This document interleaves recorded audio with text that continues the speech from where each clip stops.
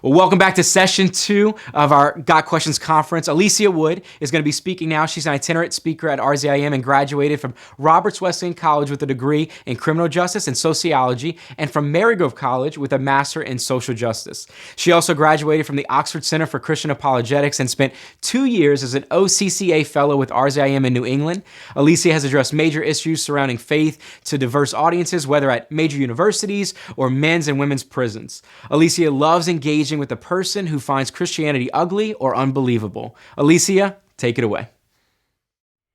Well, hello, Celebration Church. This is Alycia Wood with Ravi Zacharias International Ministries. I am so sorry I cannot be with you guys again this year. We've had this event planned for a while now, and I just can't believe that with everything that's gone on, and obviously with COVID and it's just meant that so much that we are so used to doing, we can no longer do. And sadly, being with you is one of those things that we are no longer able to do.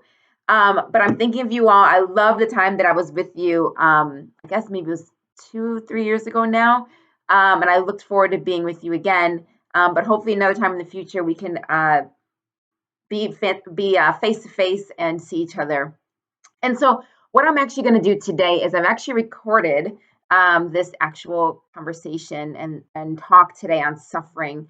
And it's a different experience because if you are familiar with maybe what I did last time, I'm used to having all these PowerPoints. I'm used to having being able to move around and talk with you and do Q&A and all of these things. And obviously it's going to be so different now because of the fact that I'm recording this for you. But with that said, I will do my best to kind of communicate with you without my PowerPoints, which almost feels like you're shackling me, but that's okay. I love having different visuals and things like that, but we will kind of discuss this whole topic of suffering. It's something that I'm sure is personal to so many people. When we think of this idea of suffering, this particular talk is titled God, Pain, and Why. Because when we're suffering, we oftentimes ask why. When we're in pain, we ask why. When we're in pain, we ask God, where are you? Why are you not stopping this? Why are you not helping? And those kind of things. And so what I want to do today is look at a few different ideas, kind of responding to the questions of why. And then I also want to move us to another section that's going to kind of look at, well, where is God in all of this? Because I think that's an important part of this question as well. Now, one of the things I want to let you know is that anytime I'm answering this question, it is a question that's filled with a lot of pain. I'm very aware of that. I remember I was speaking several years ago on this particular topic in Boston, and a young lady, actually, I wasn't even speaking on this topic. She asked a question on this topic of suffering. And this young lady asked me this question, but why does God allow it? And I remember responding to her question. And as I'm responding to her question, she's just crying and the tears are just streaming down her cheeks. This is a very, very painful subject. Many of us know of people who have suffered or are suffering in our lives. Maybe we've experienced the sense of unanswered prayer or the sense of God just not, it seems like God is so distant in our even moments of pain and suffering. And so one of the things I want to tell you is from the beginning, let me let you know that there's nothing I'm going to say today that is going to leave you feeling okay with pain. That will leave you feeling okay with suffering. I don't want that to happen. I don't want to communicate something to you and you walk away feeling like, oh, I'm okay that people are hurting. I'm okay when people have cancer diagnoses and just die. I'm okay with seeing people starving, whatever it might be. No, there's no answer anybody should give you that would ever make you okay with those things. I think those things grieve God. And so I want us to continue to be people who grieve over those things. So what this is not intended to do is to take away that pain. When you see a starving child, when you see a sick child, I still want you to hurt. It's okay to cry. It's okay to mourn over those things. So I'm not going to take away the pain. I don't want to do that. I want us to continue to grieve over these things. But I want us to maybe just kind of see if we can maybe think about some of these questions in maybe a different light than we are used to doing. So let me cheat and give you the answer to this question of why does it that God allows sufferings right off the beginning, and then I'll expound on it a little bit more as we talk. But ultimately, suffering exists. because God creates a world in which people could live freely. God creates a world in which people have the ability to choose good, choose evil. Some people say, well, this is the best of all possible worlds. Some people might say, well, this is the best means to the best of all possible worlds. But regardless, God created a world in which the possibility of suffering and of evil and of pain of these things can exist, because in a world where those things exist is a world where people can also experience love and goodness and all of those things as well. So I don't think God created or failed in creating. In other words, I don't think God um, looks back and says, man, I really screwed this up. I don't think so. I don't think God intended, if he had intended to create a world where there was no such thing as pain or suffering, then yeah, you could say he failed. But that's not what he intended. He created a world where there was a possibility of it. And so in that sense, God didn't fail. And so when it comes to this topic, there obviously Christians ask this question, and many other religions ask this question, but oftentimes people don't realize what some of the other religions are saying, what some of the other questions are that different beliefs have. So let me just kind of give you an example of what some other beliefs would say in response to this question. If in Islam, a Muslim will grieve at suffering, but they won't protest. The idea is that this is what God wills, this is what Allah wills, this is what He desires. So I won't object to it. I won't protest against it. I won't stand against it. But they'll still grieve and mourn. But this is His plan. This is what He wants. He wants this suffering, this pain, whatever may be going on. He wants it to exist. In Hinduism, they have this idea that your good conduct in a previous life would lead to a good birth in this life. Maybe you'll be born as a warrior or a merchant or something like that. But bad conduct in a previous life will lead to being born in maybe a lower caste or being born as a dog or something like that. In other words, the suffering that you're feeling is a consequence of something that's happened to you in the past. You essentially have brought this on because of what you've done in a previous life. Buddhism will just kind of say, look, if we live without desires or fear, then we can disarm suffering and find inner peace. And so that's how Buddhism would kind of respond to this whole thing. Now, atheism would say, what, the suffering question is interesting because why do we think that our genes actually care about suffering? Like, why do we think that our genes would care about anything? They don't. And this is interesting to me because so often when people are raising this question about God, they're raising it from that atheistic kind of framework. Look, if your God existed, you wouldn't have any of the suffering. You wouldn't have any of the things that we see in this world. And so therefore, because there's suffering, therefore your God doesn't exist. But I think suffering poses a massive problem for atheism as well. Because in atheism, the idea of suffering, let's say it this way, if God was to eliminate suffering, okay, it means he would essentially had to have created a world where suffering and evil and pain didn't exist. If that world exists, then love and relationship with God couldn't exist because you can't have a relationship with something that you're forced into. It's not relationship. Okay, relationship is something that two parties come together and they want to be a part of. If I'm forcing you to like me, I'm forcing you to be your friend, to be my friend, I'm paying you or whatever, that's not really a relationship. Okay. So in this other world with no pain, no suffering, it's people who can only choose good things, which means they can only choose to serve God. In this world without pain and suffering, your only option is to serve God, which means all the atheists who have made this objection have now wished themselves out of existence because they couldn't exist in that world. They couldn't exist in a world in which your only option was to serve God because they couldn't be an atheist there. Now, maybe their same physical body would be there, their same brain would be there, but they wouldn't be the character. They wouldn't have the same characteristics that they have today because today their actions and their words reflect their atheism. They wouldn't have that ability in that world because their words and actions would have to reflect serving God. And so in those worlds, essentially when we're saying God should only create a world where there's none of these things happening, it's a world where we've eliminated every other religion. It's a world of only Christians. So no Buddhists, no Hindus, no Muslims, no anything. Atheists, nothing. Agnostics, nothing. And so essentially they've just wished themselves out of existence. And so one thing I want us to keep in mind, as I know this world is full of pain, I know it's full of agony, I know that there's disappointment. Understand that the only way we can make this claim is if we believe that human life has a value or worth, and if we believe there's an absolute morality, there's a moral code that somehow is being violated. There is some bit of morality that is that is not in accordance with how God designed things, or how, if a God exists, how he would have designed things. And so, for example, if somebody's suffering is caused by somebody else's violence towards them, that was an immoral act, so they're suffering because of an immoral act. Nobody really is throwing protests because I acted violent toward a few blades of grass. Why? Because the grass doesn't have intrinsic worth. Humans do. So we are upset when there's a violent act, which is an immoral thing, towards something of worth, which is a human. And that's when we're upset. So in order to even make this complaint, from an atheist perspective, you have to believe that people have value and that there's a moral right and wrong. But those are absolutes that you get from Christianity, not from atheism. There's no intrinsic value in a human being in atheism. We're just stardust and cosmic DNA. There is no absolute morality within atheism, because you have to ask the question, where then does it come from?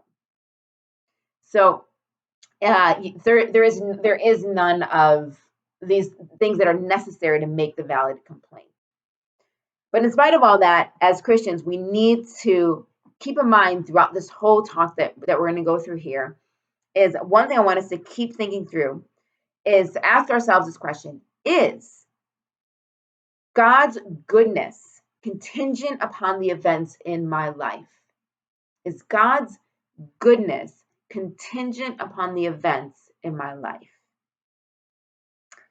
So with that said, let's begin by looking at some of the philosophical problems of evil that are raised and raised against evil and suffering, and then we can see where we can go from there. So let me just read to you, since you won't have the slide in front of you, let me just read to you what the common argument is when it comes to this idea of evil and suffering. So it's generally proposed as something like this. It's framed as something like this: if an all-powerful and good God exists, then he wouldn't allow suffering. Yet suffering exists. Therefore, the Christian God, we'll just use, because I'm speaking about Christianity today, therefore the Christian God couldn't exist. The general way it's framed is therefore God can't exist, but I'm speaking specifically for Christianity today. So if an all-powerful and good God exists, then he wouldn't allow suffering. Yet suffering exists. Therefore, the Christian God doesn't exist. That's kind of the way it follows. Now, there's many responses that somebody can give, but I always want to focus on three in particular today. Number one, I think that God can be all good and all powerful and allow suffering if he has a reason for allowing a particular suffering for a greater good. Number two, I think people will suffer because of the actions of others. I think that's also a possibility. And number three, why God allows suffering, since the ultimate root or the origin of suffering is free will, what would the world look like without it? So with that said, let's go ahead and look into this first question. Is there a greater reason that God could have for allowing suffering to exist?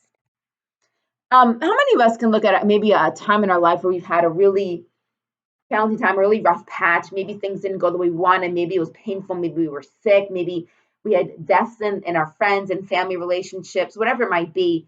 And we look back and we say, you know what? I'm actually grateful because it made me a better person today. I'm actually grateful for how those things, for the fact that those things happened because of what it did for me, how it affected me.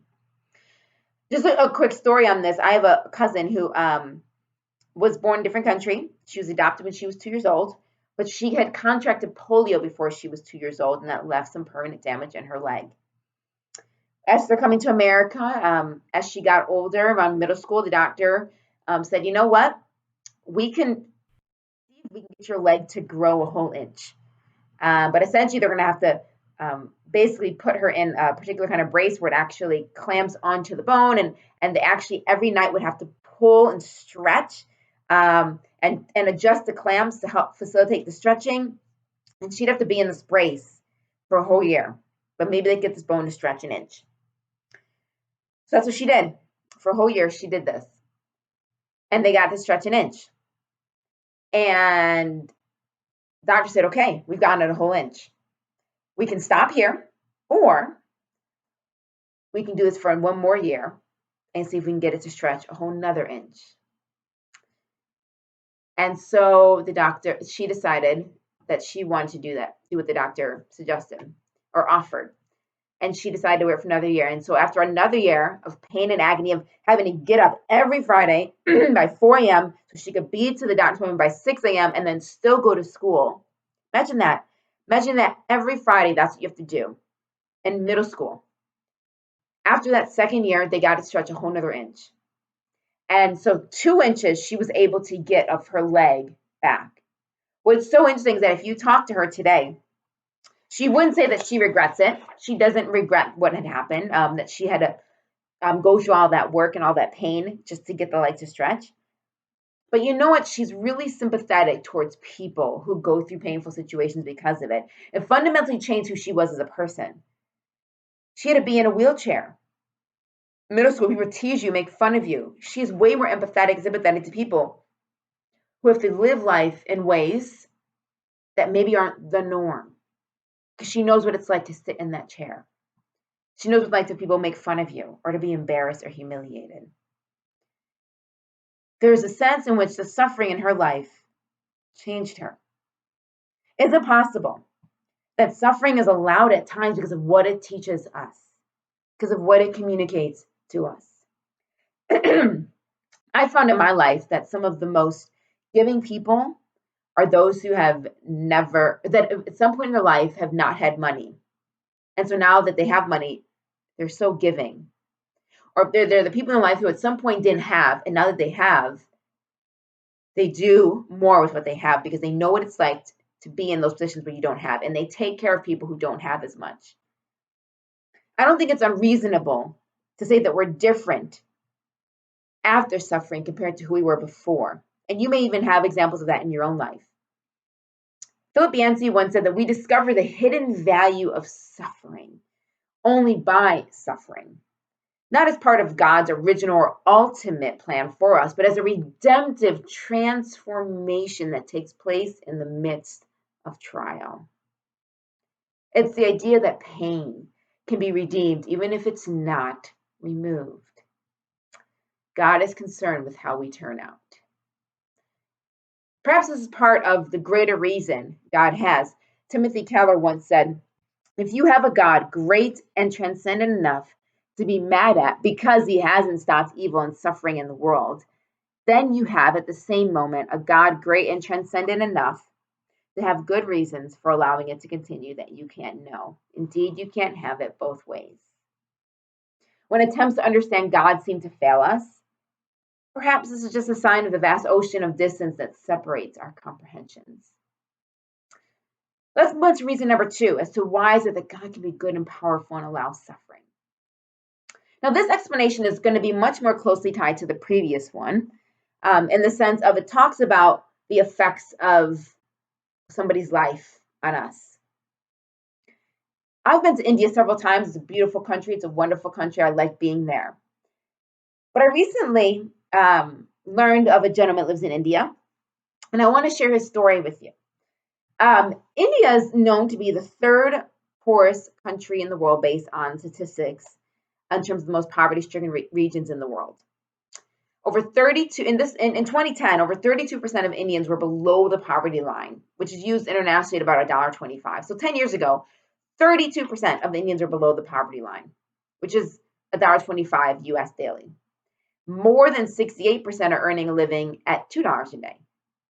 Now, with that in mind, I want to introduce you to a man who has made his wardrobe of gold. He's made a shirt of gold. This particular shirt weighs 3.3 kilograms. It took 15 days to make, 16 people to work on it, and cost 250,000 US dollars. He has rings. He has like necklaces and other other objects that he's made of gold. So he's a very wealthy man, and he chooses to use his wealth to make gold shirts, gold necklaces, rings, and jewelry, and all of those different objects and all of that kind of stuff. Now, keep in mind what I just said about the statistics in India. People if making less than $1.25 or so a day, depending on where they are, $1.25 to $2, let's just say averaging, they're making about $456 a year. That means that had he given that money just for that shirt, had he used that money for people and given it to people, he could have paid 548 people what it would take them in an instant. He could have paid them what it takes them an entire year to make. About 540 people could have made their entire yearly salary in an instant if he had used that money for people instead of to make one shirt that he wears on his body. So often when people ask me this question on suffering, I often wonder, we say, God, where are you? Why aren't you doing anything about this whole suffering kind of question? And I often wonder, what if God is looking down at us and saying, what are you doing about it? What are you doing? If God was to intervene on every bit of suffering, of every way in which we used what we have to benefit us and not to benefit somebody else, he would be infringing on our rights to just live how we wanted to in this world. He would be infringing on that man's right to use his money to make a gold shirt versus helping others. And I think that, is that really what we want? Is that the relationship with God that society wants? That any of us want? Do we want a God who's constantly reining us back in and telling us no, no, no, even though people are saying, I don't want to serve you though. Why are you making me do what you want? What would that look like for each one of us? What do we have that we aren't utilizing in a way that's beneficial for the kingdom, for people? I want to look at one more reason, and I alluded to this earlier, and it's this whole idea of, since the ultimate root of suffering is free will, what would the world look like without it? What would the world look like without free will?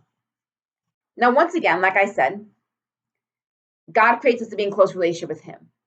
A relationship that flows out of the goodness of God and beauty and joy that comes through knowing him. It's a choice. Love, relationship is a choice. If I went up to one of you and held a knife to your throat and said, tell me you love me, you might say I love you, but you're not feeling like warm, fuzzy butterflies and exciting like affections towards me. You're probably going to be pretty angry with me because of the fact that I've put you in this position where you now have to say I love you and you don't really want to. Forced love isn't love. Love is a choice. A philosopher named Melvin Plantinga once talks about how there's no world that God could have created where free will would have existed, but there would be people who would do no more wrongs.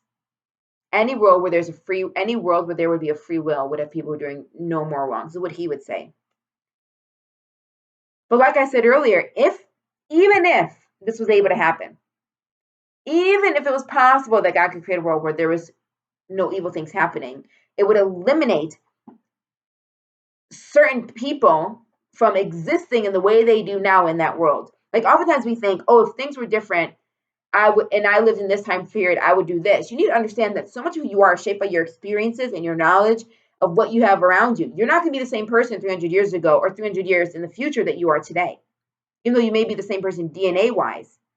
You could be even a different person depending on the parents you had growing up or the friendships or relationships or the place that you grew up in, right? There's a lot that shapes us. Even if we could transplant all the people who are not Christian back into the Garden of Eden, they wouldn't be the same person. They wouldn't have the same thoughts and views and perspectives. So it would be God almost giving people a world where they couldn't even genuinely be who they wanted to be. So I think evil, pain, suffering are the price that we pay for the gift of being free. It comes at a cost. And the suffering and the pain that we see around us is the cost. And none of us really are excluded from that. None of us are excluded from suffering or from pain or any of those things. We all go through it in some way, some shape or form in our lives. So now that I've given you 3 possibilities, do you feel better? Do you feel better about that person who's suffering or going through pain? Probably not. And that's because I don't think the why really can answer the full question of suffering. Because suffering isn't just a philosophical thing, it's actually an experiential idea as well. Like we experience pain and suffering. And so if I just answer and give some there's so many more possibilities out there that I could give you, but that's just a few. If I could answer all of yours, it wouldn't necessarily make things better because it doesn't deal with the experiences and the pain that you feel. So even if I could answer and give you a ton of possibilities, it wouldn't change the experiences that you have that have brought you to tears. And so I think this is an important piece for us to also consider when it comes to this question of suffering. And it comes to this idea of like, why God, or where God are you? Where are you during this time? Where is God during this pain? And I think this is where Christianity is unique. Remember how I talked about how, God desires relationship. To have a relationship, you've got to be close with somebody. And that also implies that there's a personal aspect to God. When a child falls and scrapes their knee, what's the first thing that they do? They cry out for mom, right? Mom comes running. She and she picks up the child, right? Holds the child maybe in her arms. Maybe the child was riding a bike. So let's say they fell and scraped their knee and blood's running down their leg. Mom picks up that child, and she's holding that child, and the child's crying, but slowly the child stops crying. Now, did the pain go away? Probably not. Did the blood stop flowing down their knee? Probably not. In other words, nothing's changed about their situation, but just being in the arms of mom made them feel at peace. It gave them a sense of rest. They want to feel the warm embrace of mom. In that moment, what they don't want from mom is some big explanation as to how blood coagulates, what the white blood cells are doing right now, and how gravity pulled them off the bike at 9.8 meters per second square, whatever it might be. They're not looking for all that. What they're looking for is just to be held. They don't interested in why. They just want mom there. When someone suffers, we often give them a hug. We hold their hand and sit with them. We let them know that we're here to go through this pain with them. If they need somebody to talk to, they can talk to us. If they need someone to listen, we are there to listen. And although we can't change what happens, we can know that we can let people know that it's our presence that we can at least offer to them. They won't be alone. Now imagine, what if the person was being comforted by God and not me? How much greater would the level of comfort be for that person if it was God who was comforting and not me?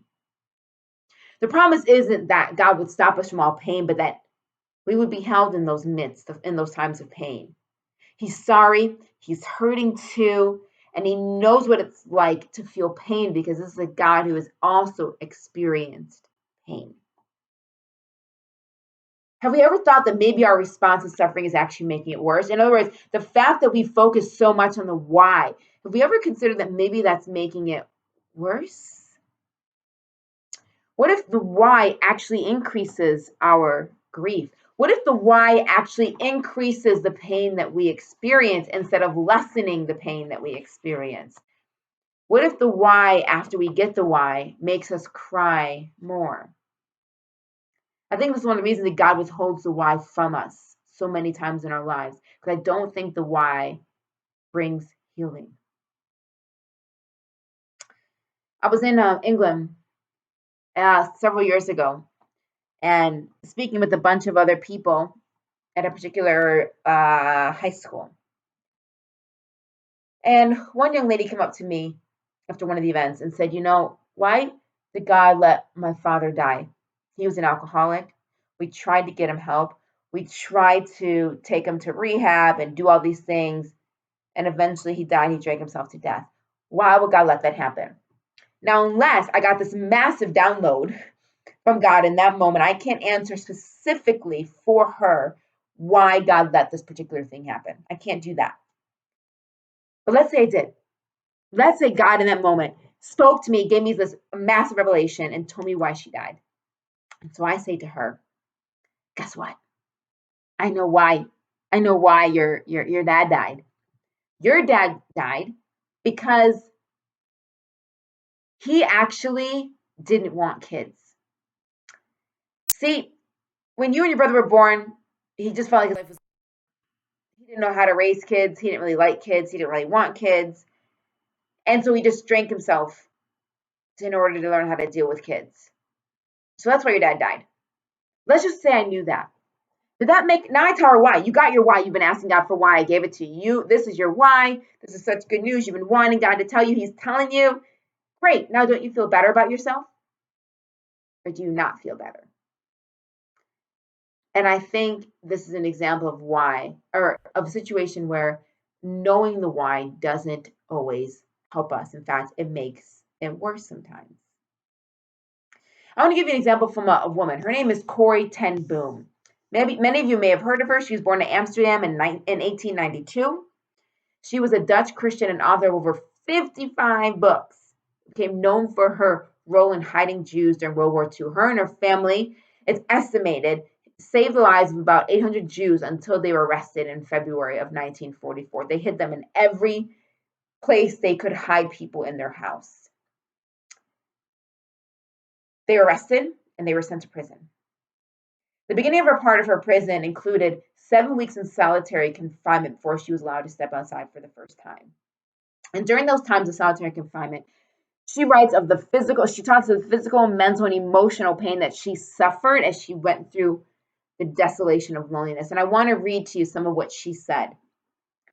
She said, biscuits, a croquette, caramels. But why did I take no delight in these things?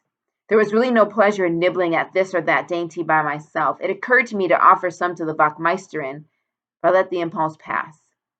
I knew I should never in the future, was there to be a future, eat dainties by myself. If ever I had anything good to eat, I should remember cell 384 and invite others to join it with me. It was dark in my cell. I talked with my God. Never before had fellowship with him been so close. It was a joy I hoped would continue unchanged. I was a prisoner, and yet, how free. And remembering stories in the Bible where God was with people in pain, she continued on to write these words. I too was no longer alone. God was with me. With him I could go on, and once more I saw the blue sky, the flowers and shrubs, and I saw the garden as a part of a beautiful free world in which I too should someday be able to walk about. The earth is, in much the same way, a solitary prison garden, and heaven is the great, free, out of doors, where fulfillment of joy awaits us, the children of God. Now that was just a paraphrase of what Corrie wrote in her book. But if we notice her comfort didn't come and why God was allowing her to go through this when she was doing something so good, which was saving lives. Her comfort was found in knowing that he was there. It was found in him. This method of going through pain is not isolated to Corrie ten Boom. There's one more story I would like to look at because in this story, we're able to hear a conversation between God and a person in pain. So many people are familiar with the story of Job. I love the story of Job in the Bible. I really resonate with Job and his questions, and I love the way that God communicates to Job where Job is at and how God reveals himself to Job. Now, you're probably familiar with it, but just in case, refresh your memory, Job was a man who had a lot of children. He had very, very wealthy, he had a lot of livestock, he had a lot of possessions. He was doing fine. And then one day, the devil, or I shouldn't say, over a period of time, the devil took those things from him, lost his livestock, donkey, sheep, oxen, his servants and sons and daughters died, and he also inflicted Job with sores on his body. So Job is like, God, what is going on? What have I done wrong? Like, why are you letting all this happen to me? Why have you turned your back on me? These kind of things. And Job gets the audience with God that so many of us cry for because God responds to Job. For 30 some odd chapters, God is silent as Job and his friends try and answer the why question God, all these different things. And in chapter 38, God speaks. Let me read you a little bit of what God says. Who, in asking God why, asking for God to speak to him in this moment, this is what God says. The Lord answers Job out of the whirlwind. Who is this who darkens counsel by words without knowledge? Prepare yourself like a man, for I will question you, and you will answer me. Where were you when I laid the foundations of the earth? Declare if you have understanding. Who has determined its measurements if you know? Or who has stretched the line upon it? To what are its foundations fastened? Or who laid its cornerstone? Or who shut up the sea with doors when it broke forth and went out of the womb? When I made the cloud its garment and thick darkness its swaddling band, and broke up for it my decreed place, and set bars and doors, and said, This far you will come, but no farther, and here your proud ways must stop.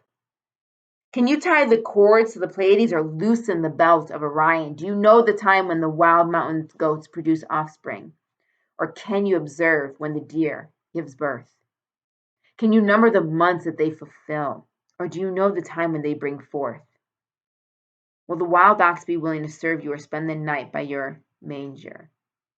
Now, that was just a paraphrase from some different things that God says to Job in Job 38 and on, actually. But it's interesting how when God responds to Job, when God answers Job's question of why, God actually doesn't even address the why. When you look at chapter 42, God, for chapter 38, 39, 40, 41, all you have is God talking about himself in creation. That's all he's doing, talking about himself in creation. And then in chapter 42, Job responds by saying, Before my ears heard of you, but now my eyes see you. In other words, what Job didn't get was the why. What led Job to repentance was that he began to see who God was again. God's answer to Job's why was, Let me remind you, Job, who I am. I'm not going to answer your question. It doesn't matter. It's not going to help you. But what will help you is if I shift your focus, I shift your vision off of your circumstances back onto who I am. And if you do that, Job, you will see that actually I haven't changed. That actually I'm still a part of the circumstances in your life, that I'm still part of the creation experience, that I still see what goes on. And ultimately, as you read throughout chapter 42, you see that that was ultimately what Job needed. He repented, and God gave him back more children, gave him more animals than he had before, and increased his wealth yet again. Essentially, what God did was talk to Job of the bigger picture. In the midst of pain, all Job could see was a situation, but God helped him and comforted him through his pain by making Job's vision bigger. God just reminded Job who he was, and that was all Job needed. So for whatever reason, God has decided to deal with suffering, not by waving a wand and making it all the suffering go away, but he's decided to deal with suffering by being involved with it as well. Perhaps because in the face of suffering, words just aren't enough. But how could that be possible? How could a God who is so distant ever understand or ever feel what we feel?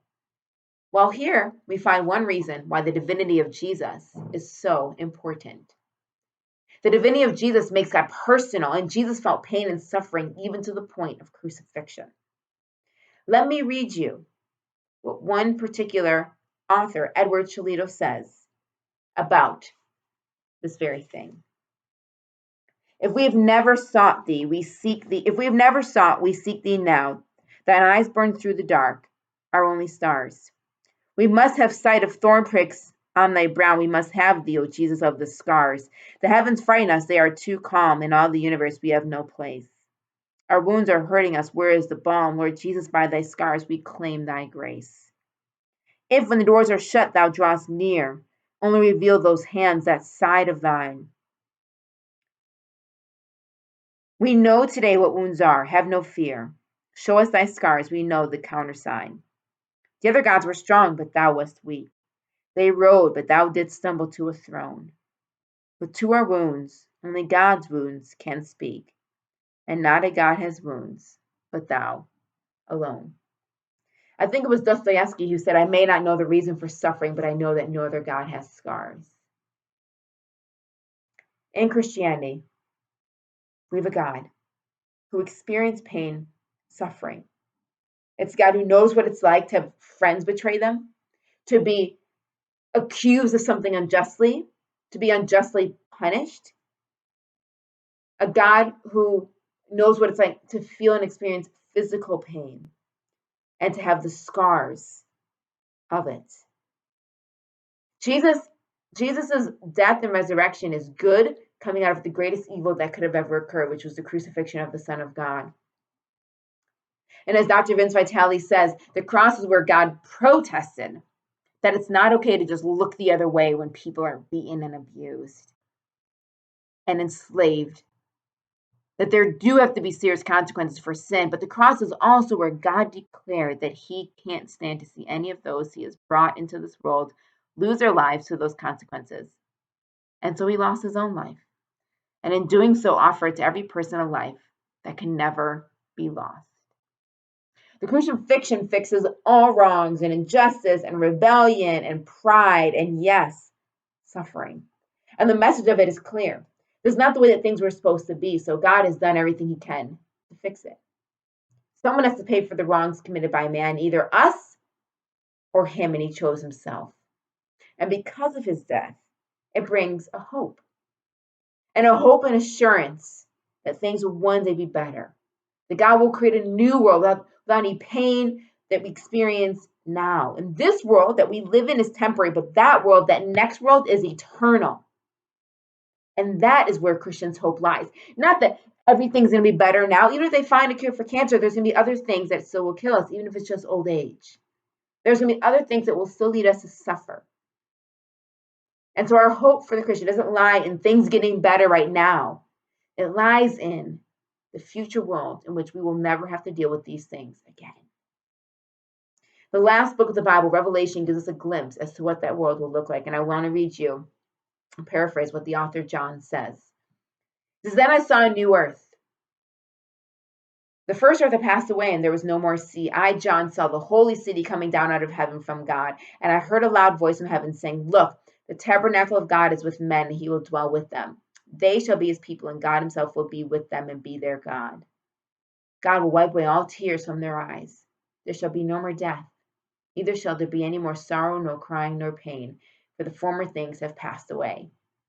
Then God said, look, I am making all things new.